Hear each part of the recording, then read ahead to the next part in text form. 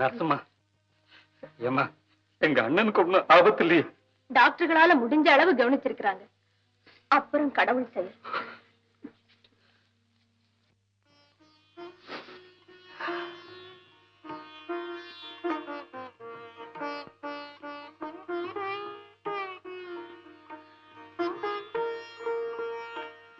மோகனா, மோகனா, என்னம்மா அது? பூஜாரியே கதின்னு கிடக்குறீங்க. வரதா, அவரு நலமடையணும்னு கடவுளை பிரார்த்தனை பண்ணிட்டு இருக்கேன். இந்த பாரமா, நீ கொஞ்சம் கூட கவலைப்படாத. அவர் சீக்கிரம் குணம் அடைஞ்சிருவாரு. வரதா, மெட்ராஸுக்கு போனாரே, உடம்பு எப்படி இருக்குன்னு ஒரு லெட்டர் போட்டாரா? அப்பா, ரொம்ப கல்லு மனசு அவருக்கு. என்ன செய்யறதம்மா, இளைய மனசுடையவங்களை தான் கடவுள் கொஞ்சம் அதிகமா சோதனை பண்ணிடுறாரு. மெட்ராஸுக்கு போய் எப்படியாவது ஒரே ஒரு முறை அவரை பார்த்துட்டு வந்துட்டா என் மனசு நிம்மதி அடைஞ்சிடும். நல்லா சொன்னேன். போ, மெட்ராஸ்ங்கிற வார்த்தையே உங்க அம்மா காலையில விழுந்துட்டுனா அப்புறம் நாம எங்க போறது? என்னடா என்னமோ குசு குசு மந்திரம்? அதெல்லாம் கொச்சு கொச்சு மந்திரம் அதெல்லாம் ஒண்ணு இல்லாம தந்திரம் கிடையாது. அதாவது மோகனா என்ன ஒரு சாமி கதை சொல்லு அப்படின்னுச்சு. என்னடா கதை? என்ன வளர்ற? நான் ஒழுங்காத்தான் பேசிட்டு இருக்கேன், நீங்க வந்தா தான் வளர்றேன். என்னம்மா என்ன சொல்றாங்க? எனக்கு என்ன தெரியும்? உன் தத்து புத்தனகிட்ட நீயே கேட்டுக்க. நீ தப்பிச்சுட்டு போயிட்டு. என்னடா என்ன விஷயம்? ஒண்ணு இல்லம்மா, வாங்க சாமி கும்பிடுவோம். என்ன விசேஷம்? நாம கொஞ்சம் பாவமா பண்ணிருக்கோம், வாங்க கும்பிடுவோம். சும்மா வாங்க.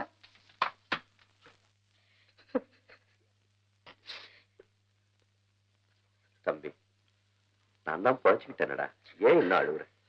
எப்படி ஒண்ணு, உங்க நல்ல மனசுக்கும் எங்க எல்லாருடைய பிரார்த்தனைக்கும் நீங்க பொழைச்சுக்கிட்டீங்க. ஆனா ஏதாவது ஒண்ணு ஆயிப்பு இருந்துச்சுன்னா கலைஞனுடைய உயிரை கடவுள் அவ்வளவு சுலபமா எடுத்துக்க மாட்டார் தம்பி. எப்படியோ உங்களையும் காப்பாத்தி கடவுள் எங்களையும் வாழ வச்சாரு, அது போதும்.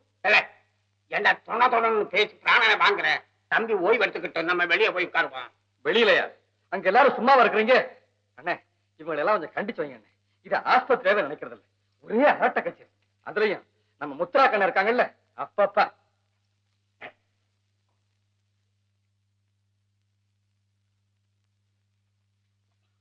அண்ணே வாங்க வாங்க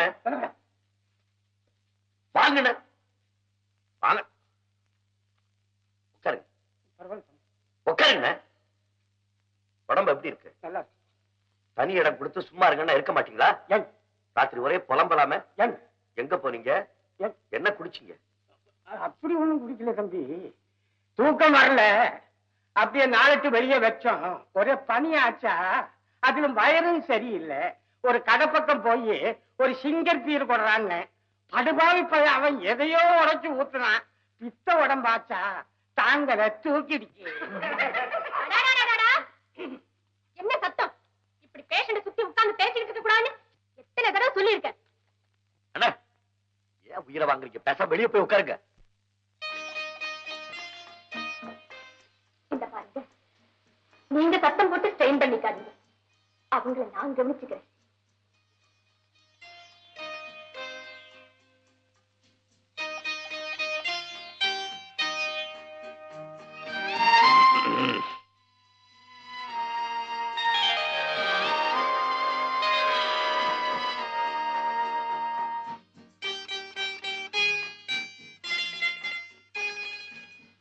மோகனா,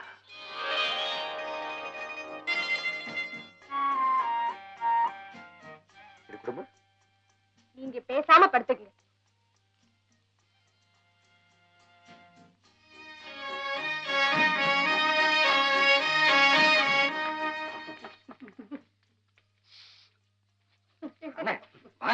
ஆஸ்பத்திரியா லட்சணமா நினைச்சா தானே அசிங்கமால உங்களுக்கு? உட்காருங்க, வயசு மட்டும் ஆகும். மாத்திரை கொடுமா, நான் சாப்பிடுறேன்.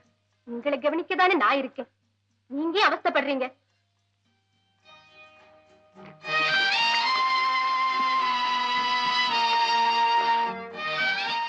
என்னுடைய பணிவிட உங்களுக்கு பிடிக்கலையா? அப்படிலாம் ஒண்ணும் இல்லம்மா, எனக்கா நீ ரொம்ப சிரமம் எடுத்துக்கிறியே, அதான் ஏன்னு புரியல. உங்ககிட்ட தனிச்சு ஒரு விஷயம் சொல்லணும்னு நினைச்சுக்கிட்டு இருந்தேன், அதுக்கு இன்னைக்குதான் சந்தர்ப்பம் கிடைச்சது. என்ன சொல்ல போற? அவசரப்படாதீங்க, சொல்றேன்.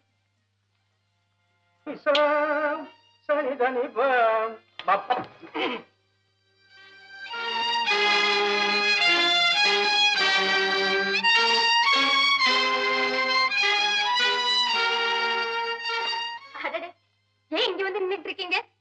வாங்க, கமா, சும்மா வாங்க.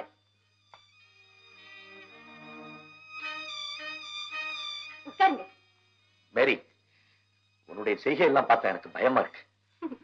பயப்படாதீங்க, உட்காருங்க. ஏன் இப்படி உங்களுக்கு வேர்க்குது? உன்னை பத்தி என் மனசுல உள்ள பயம் வேர்வையா வெளியே வருது.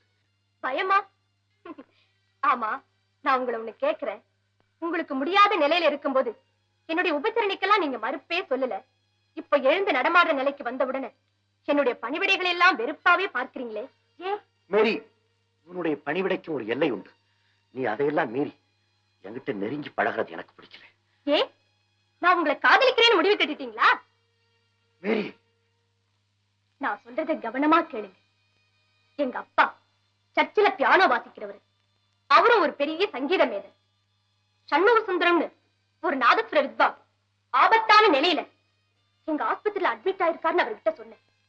உங்க பேரை கேட்ட உடனே எங்க அப்பா ஒரு நிமிஷம் எழுந்து உட்கார்ந்தார். நாதத்துக்கே சக்கரவர்த்தியமா அவருன்னு உங்களை அளவுக்கு மீறி பாராட்டினார். அதோட உன் வாழ்நாள்ல உன்னை பெத்த தகப்பனுக்கு நீ ஏதாவது சேவை செய்யணும்னு நினைச்சிருந்தேனா அது அந்த மகானுக்கே செய்திடுமான்னு என்கிட்ட சொன்னாரு. அந்த அளவுக்கு அவர் உங்களை புகழ்ந்ததை கேட்டதுக்கு அப்புறம் என்ன பெத்த தகப்பனை விட உங்களை ஒரு தெய்வமா மதிச்சு நான் சேவை செய்துக்கிட்டு வரேன். நீங்க என்னடான்னா என்னை எவ்வளவு சாதாரணமா நினைச்சிட்டீங்க. ஏயா, உங்களுக்கு நாதஸ்வரம் மட்டும்தான் வாசிக்க தெரியும் போல இருக்கு.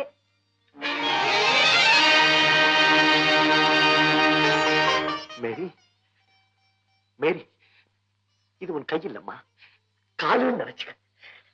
நீ என்னை விட சின்ன பொண்ணு இருந்தாலும் என்ன ஒரு குழந்தைய நினைச்சு மன்னிச்சிடுமா. நீ சொன்னது உண்மைதான். எனக்கு நாதஸ்வரம் மட்டும்தான் வாசிக்க தெரியும். நாட்டுல நல்லது எது கெட்டது எதுன்னு தெரிஞ்சுக்காம கிணத்து தவளையாவே வாழ்ந்துட்டேன். நான் இதுவரைக்கும் அனாதைய நினைச்சுக்கிட்டு இருந்தேன். எனக்கு மேரின்னு ஒரு தங்கை இருக்கிறதா இன்னைக்கு முடிவு பண்ணிட்டேன். என்ன மன்னிச்சிடுமா, என் தவறையெல்லாம் மன்னிச்சிடுமா. நீங்க எந்த தவறும் செய்யல. நல்லா ரெஸ்ட் எடுத்துங்க. மேரி, இந்த அறையினுடைய கதவு மட்டும் நீ திறக்கல. குறுகிய எண்ணம் படைச்ச என்னுடைய இதே கதவையும் திறந்துட்டேன். அடே அப்பா, ரொம்ப வர்ணிக்கிறீங்களே. வந்துட்டீங்களா? ஏயா, உங்களால ஒரு 5 நிமிஷம் வெளியில உட்கார்ந்து இருக்க முடியாதா? அம்மா மாரியம்மா. ஐயா, என் பேரு மாரியம்மா இல்ல, மேரியம்மா. அண்ணே ஞாபகத்தில் வச்சுக்கோங்க. இப்ப எங்க வந்தீங்க? வேற ஒண்ணும் இல்லம்மா, இந்த கடுகு இல்ல அந்த தண்டி ஒரு பேச்சு தம்பி கிட்ட பேசணும், அதுக்காக வந்தோம். சரி, ஒரு 5 நிமிஷம் டைம் தரேன். டாக்டர் வர நேரமாச்சு, அதுக்குள்ள பேசிட்டு போயிடணும். என்ன? சரிம்மா சரிம்மா சரிம்மா. கிட்டவையோ சாமியா, வாங்க வாங்க வாங்க, உட்காருங்க. இல்ல உட்காருங்க. என்ன சண்முகம், இன்னைக்கு உடம்பு எப்படி இருக்கு? நல்லா இருக்கு சாமி. ஏதோ பகவத் கிருபையில தலைக்கு வந்தது தலப்பாவோட போயிடுத்து. உன் விஷயமா டாக்டர்கிட்ட கன்சல்ட் பண்ணேன். ஒரு வாரத்துல டிஸ்சார்ஜ் ஆயிடலாம்னு சொல்லிட்டார்.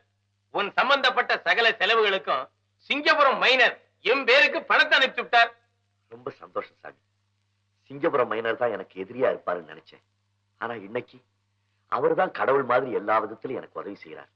அவருக்கு, உங்களுக்கு, இன்னும் எனக்காக பாடுபட்ட எல்லாருக்கும் நான் எப்படி நன்றி சொல்றதுன்னே தெரியல சார். அதெல்லாம் ஒண்ணும் வேண்டாம்ப்பா. உன்னுடைய நாதஸ்வர ஓசை இந்த உலகமெல்லாம் ஒலிக்கணும். அதுதான் எனக்கும் இந்த நாட்டுக்கும் பெருமை. எல்லாம் உங்க ஆசீர்வாதம் சார்.